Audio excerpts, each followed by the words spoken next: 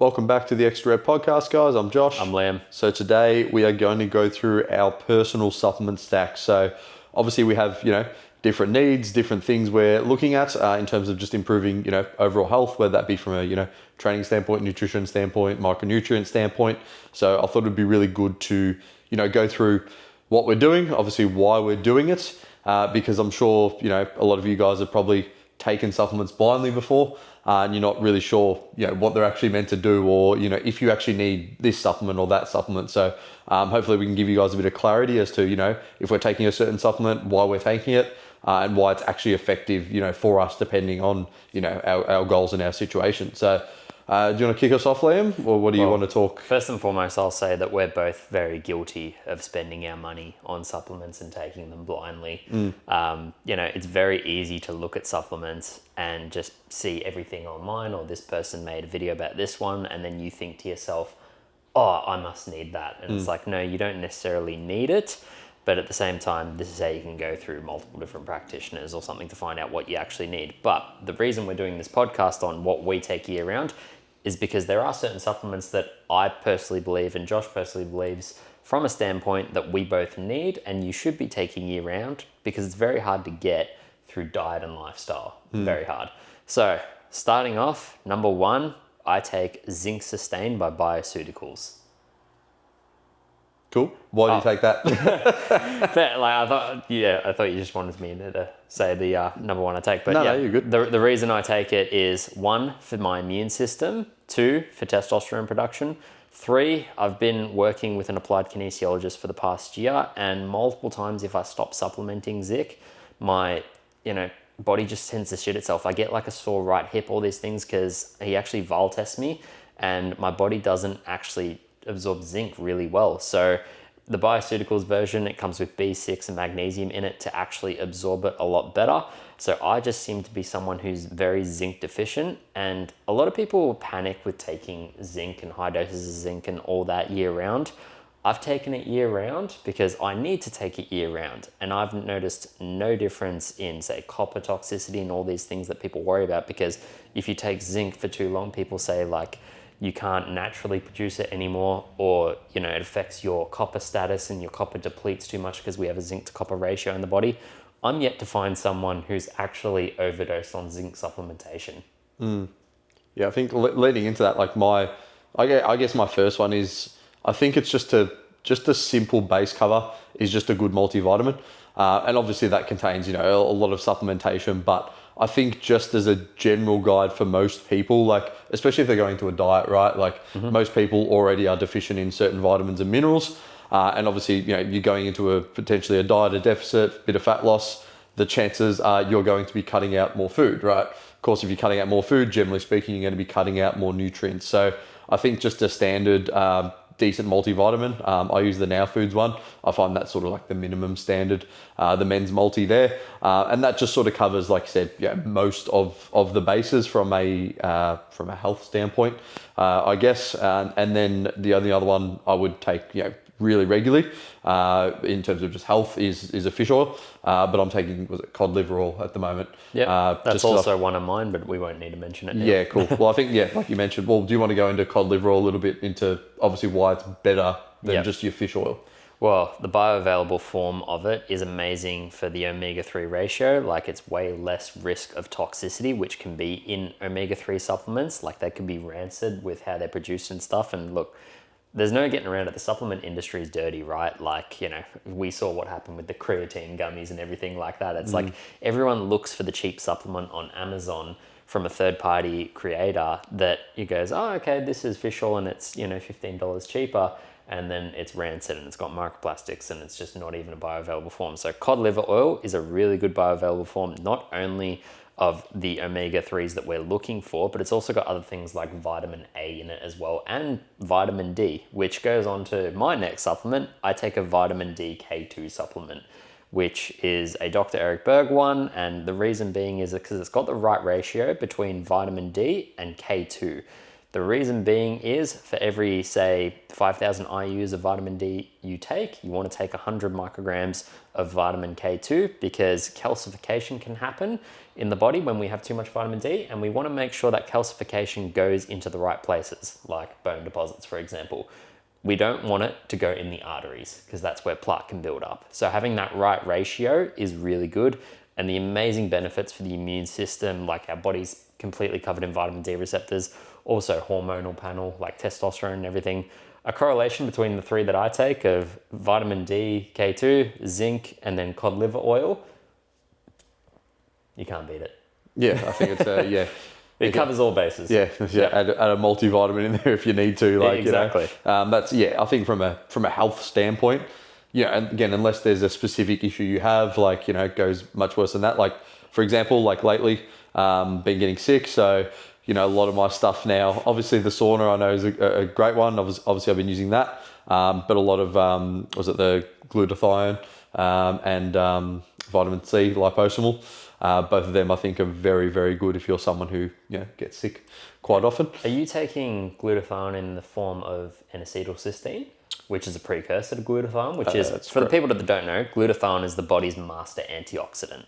So when you're sick, you want to ramp that up so it gets things out. It's a liposomal glutathione. Ah, interesting. Yeah. Very nice. Okay, so for people that don't know, liposomal means it's more bioavailable because it absorbs. Are you taking it under the tongue? Yeah. Yeah, so it's a liquid version rather than a capsule. Yeah. And I find like you said, from that absorption standpoint, especially when you're sick, I think the liposomal glutathione and vitamin C are both really, really good to get you back up and running. And then just your standard Armour Force always helps as well. Getting out into sunlight, getting back into as much of a rhythm as you can. I find when you're sick as well, melatonin can be useful, just for getting better sleep as well, because obviously that might get disrupted too. So I think there's a few there, just in terms, just as a side tangent in terms of sickness, that would really help a lot of you guys. But again, if you're getting sick all the time, there's probably something deeper. Could be mold toxicity. Yeah, could be mold. Yeah, which I think we found some in our house. So again, something that we need to get looked at as well ASAP. Well, it's interesting you mentioned the Armour Force because it actually has the form of zinc, B6, and magnesium in it that I mentioned with my zinc that I take. The reason being is they're both from Bioceuticals, the actual company that makes it. Yeah, I think they're really good bioceuticals as well. So most of the stuff you get from there, you can pretty much tick it off. Yep. Them, Thorn. I think Now Foods is like the minimum I use now. Now Foods, yeah. Do you use Herbs of Gold? I've heard of them. I've heard they're pretty good as well. But I think from a pricing standpoint, you'd say what Now Foods, Herbs of Gold Now are probably Foods, like Herbs your of Gold, good. Your good minimum standard stuff. And then for bioceuticals, you can get it at Chemist Warehouse. It's just not on the shelves. It's actually behind the counter. Yep. So that's just one hack for a lot of people. Like, yes, it's around the same pricing range, but you have to specifically ask for it. Yeah, cool. If we were going to talk more, body composition, fat loss, muscle gain, what would be your what's in your stack or your go-tos if you're looking to really optimize that? It's I hate to say it's a supplement, but it's coffee because I buy the Before You Speak sachet ones, and that's body composition standpoint purely from performance of caffeine. The other one's just creatine. Yeah, I take it just a micronized version because it doesn't really upset my gut, and it blends easier in a smoothie that I have post-workout. But yeah, creatine. We don't need to harp on about the benefits. We've done it multiple times in podcasts, but 5 grams daily, and that's really all I take. Yeah, and I think that's, it's one thing to mention that any supplement that's going to, aside from probably creatine and caffeine, that's going to say, this is going to boost your performance by this or do this, build your muscle, like you're talking like testosterone and all your test boosters and things like that. Like they're just a load of bullshit, guys, really. A lot of the time it's, they might be ingredients that, yes, if you are deficient in, this could potentially help, of course. But if you've just got, potentially like a vitamin D deficiency or something like that, it's something you just go, okay, like, I just need to get out in the sun a bit more. I'm, working 50 hours a week in my little dungeon and like, I just need to get out in the sun, and take a vitamin DK2 supplement, which would actually, probably cover, a lot of your bases. But a lot of the stuff comes from lifestyle, doesn't it? Well, lifestyle trumps everything. The reason being is, okay, let's say you're taking your ashwagandha or your Tongkat Ali because you have hormonal issues like SHBG is too high, so your free testosterone is not actually binding properly. It's, not being distributed throughout the body. Now, what actually reduces SHBG naturally? Guess what? carbohydrates. So if you eat a high carbohydrate diet and you live a lifestyle of lifting weights and then, getting good sleep, guess what? Your SHBG is naturally going to decrease and you're going to have more bioavailable testosterone. Combine that with getting sunlight, which is vitamin D as well, which will enhance that testosterone. Lifestyle trumps all when it comes to just supplementing it. Now, this is why supplements can be amazing, right? Because we are supplementing for a lifestyle, right? Something like a men's multivitamin, right? Especially if you're going in a deficit. A deficit is a stressful state on the body because you're literally depleting your nutrition or depleting the amount. So it's more of an insurance policy and it's more of a quality of life benefit. Like look at something like greens powders, right? Yes, you're not going to probably get the same benefit as, cooking and eating your greens and your veggies. But at the same time, if you're really time poor, if you can't cook or you just don't like the taste of greens and you can have a greens powder in the morning, who's to say that that's wrong? Yeah. I think it'll, again, context dependent, right? It's like, then you have the companies like the A1 Greens and that, like AG1 Greens or whatever they are, and come out and like, oh, everyone needs this supplement, this, that. And it's like, for a lot of people, it's like, oh, nah, bro, you just need to add some more broccoli to your dinner or add some sort of vegetable. You don't fucking eat a vegetable to begin with. So, like you said, it goes back to lifestyle and going, okay, where can I improve my diet first off? And once you've got to a point where you're happy and you're able to be consistent with that, then you go, okay, where are the holes? What can we plug? Is it an issue with protein? Okay, we're just going to have a protein powder to supplement that. 50 grams less protein than I normally get. Cool. Slam a double shake in the morning, or have the double shake after your workout, whatever it might be. If you're struggling to sleep, it's like, okay, we can look at magnesium. We look at different sleep supplements throughout the night to help obviously, de-stress, get rested, improve your sleep, which is obviously then going to, as a lifestyle element, improve everything else. And it's just it's a snowball that just keeps going down. The more healthy changes you make, the better you're obviously going to feel, and then that's going to snowball into every other area of your life, and health and fitness, whether that be losing fat, building muscle, or just generally, feeling and looking better. Well, it's interesting that you mentioned magnesium there because we can segue into that because I believe we both take magnesium and I've got 3 supplements left that I take in my daily stack. So there's a total of about 5 or 6 that I take generally. And that is magnesium glycinate. And I take that post-workout. It just helps calm my nervous system down. And obviously you deplete magnesium when you've done a hard session and through sweat and everything like that. I don't actually drink electrolytes. I just drink filtered water. So that's something that I probably need a bit more magnesium when it comes to that. So I take magnesium glycinate post-workout and before bed as well. Yeah, it's interesting you mentioned electrolytes because I think, that's a big one. All the companies at the moment are just like, you need electrolytes. And don't get me wrong, they're very, very useful, right? But we're not sponsored by Element. Exactly. Not sponsored by any electrolyte company, but I think you've got to understand a lot of people, they get there's sodium, potassium, magnesium, right, in your electrolytes. A lot of people way too much sodium from all the packaged food. So it's already like, okay, you probably don't need to worry about that. And you're thinking when you're talking about eating a better diet full of, grains and potatoes and greens and fruit, a lot of them will contain a lot of potassium and magnesium. So it is one thing where, not saying you can't have that, but it's, if you're going to spend $60 having one of those when you could just spend another, couple of bucks every week just making some better choices with your food, you're probably going to get enough sodium, potassium and magnesium. But for me, I have found, especially because I train in the morning, that having something like that can be really useful. Especially just getting a little bit extra in doesn't need to be anything crazy. But of course, this depends on your lifestyle, time you're training, all those things as well. I just look at your own situation before you just blindly go and buy a pre-workout, buy that sort of supplement, buy this, buy that. Yeah, and look, all the supplements that I take personally is because I've had trial and error over the last 12 years and looked into a shit ton of research and know what my body needs. Sometimes the supplements that I'm taking now, for example, I'm not always taking. Sometimes I do cycle them on and off. For example, the 2 that I'm cycling on and off at the moment, I've recently just started adding curcumin back into my routine. Now, curcumin is something that it has so many benefits, so many antioxidants benefits. It's healthy with joints. It's got gut microbiome benefits. It's all these things, right? But I don't need to be taking it year round. And it has been shown to sort of inhibit iron absorption as well in certain people. So you've got to be cautious of that. But the most bioavailable form is Mariva curcumin. That's the one that you want. And specifically, I had to look at the ones that I used to take from Fusion weren't actually the Mariva version. So I swapped to Herbs of Gold, and that's the one you can see on the counter just there, Josh. And that's the most bioavailable form of curcumin. The reason I'm taking it is because I'm at a period where I feel like I've almost mastered my body and my training program. I'm getting really, really strong right now. And getting really strong and tricep pressing almost 80 kilos means you're going to get some elbow niggles and a few wrist niggles and a few things, neck niggles, things like that. I found with just adding the curcumin in, specifically at nighttime, because I don't want to suppress the inflammation response in my body after training, taking it at nighttime before I go to bed and then waking up, I'm just way less achy and I'm just recovering that little bit better. But it's not something I take year round. It's only for a specific purpose. And then the other one was vitamin D. Obviously, we're just coming out of winter. Of course, I'm taking vitamin D during winter, especially with the immune system and all that stuff.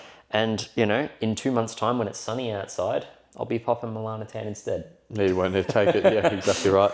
Yeah, it is, like I said, it's all specific. It's all purpose built to the person. So, like I said, don't get caught into some influencer or some idiot just being like, I've taken this brand new supplement. And a lot of the time, the problem is, guys, like you see these biohackers all over the internet now, and they're saying, take this, take that. And then it's like, you actually look at any of the research done, and granted the research is behind it, a lot of stuff, but at the same time, they've barely done a test on rats, to make it effective. So it's just one of those things where you've just got to be careful. You also have to do your own trial and error. And then of course, money comes into it as well. It's like, do you want to pay $100 for this supplement where, you don't know if it's actually going to work? You've got no idea. You're just like, oh, is my test actually a bit low? Is this low? Is that low? I don't know. Yep. So I think the first step is always going towards getting a blood test and having a look at that sort of stuff. Because again, if you're able to do that, then you're able to be like, okay, if this is low, then straight away I know, where do I want to spend my money? Exactly. If I've got, $100 a month to spend on supplements, let's pick the two things that I know is going to make the greatest impact on that. Exactly. I can give you a perfect example, and this is why it's so important, right? Is I had a ex-client, James, reach out to me, and he mentioned all this stuff in a voice note that he felt like near sort of his rib cage, like there was something that got blocked and then didn't move through and pass, and he was getting a bit of pain and stuff. And I'm just like, he was explaining everything to me, and I'm like, straight away, I know that's a sluggish gallbladder. So he's bile deficient and he just needed a little bit of help. Straight away, I just got him onto Tudcar. And 500 milligrams daily. I'm like, dude, you just need to take this on an empty stomach. That's it. You got sluggish bile. And it was just pretty, it's not a diagnosis by any means, but it's like looking for the relief that he needed. He had it straight away. Now, does everyone need to take Tudcar? No. But for the specific person, or if someone's using anabolics and their liver's under pressure, they need to be taking Tudcar year round, right? And I've had, my own genetic fat malabsorption issues where I've had to take Tudcar, and it's been a lifesaver for me. Yeah, it's really interesting. Like I said, goes back to the person, goes back to the individual. And, we'll throw a shameless plug on here. But again, if you need blood work done, if you need someone to read it, Liam's obviously going to be a very good person to be able to do that for you. So if you're not sure on what supplements you should take, what you shouldn't, like I said, feel free to reach out to both of us at Action Fitness Nutrition or at Coach Liam C. Murphy. Obviously, if you want to go down that route of blood work, Liam is your man. If you just want some more generalized advice with your supplementation, I can obviously help you out there too. Or obviously, I can pass that on to Liam for you as well. But I think that's... Well, I've got one more supplement Beautiful. That I take, and that's saffron. Yep. Lately, 30 milligrams once or twice a day. Just all the research and benefits I've seen around the brain, mood enhancement, around people with ADHD, then antioxidant standpoint. Saffron just seems to be absolutely amazing. So I've been taking 30 milligrams, and to be honest, I have noticed a difference in regard to mainly my sleep if I take it at nighttime. So I don't know if it was placebo, but I used to wake up during the night sometimes with some racing thoughts, I had a bit of shit going on or whatever, and then sometimes I'd just get up to pee and then go back to bed. With saffron, I have noticed I just sleep all the way throughout the night. I don't know if it's placebo, but it's a big improvement. Yeah, it's interesting. And I'm waking up earlier as well. So I'm waking up earlier fully rested, and I was taking this before the nasal strips, so I can say it was working, and it's not just the nasal strips that are helping with the sleep. Yeah. And I think the last thing I will mention on that is that sometimes, again, we know placebos can be good, but again, it can be effective, and it just depends on what you want to do, right? If you if you take a, quote unquote cheaper supplement and that gives you the placebo effect that you're looking for, Then it works. Then it's going to work, and that's not necessarily a bad thing. So I think that's always, it's always about weighing up your options, weighing up what's the best case scenario depending on the situation you're in, and that way you're going to be able to get obviously the most benefit out of whatever supplement or lifestyle intervention you guys are going to then go through. But that's it for the episode, guys. I hope you enjoyed. Again, if you can share, like, subscribe, we would very much appreciate it. But until next time, we'll see you in the next podcast. See you guys.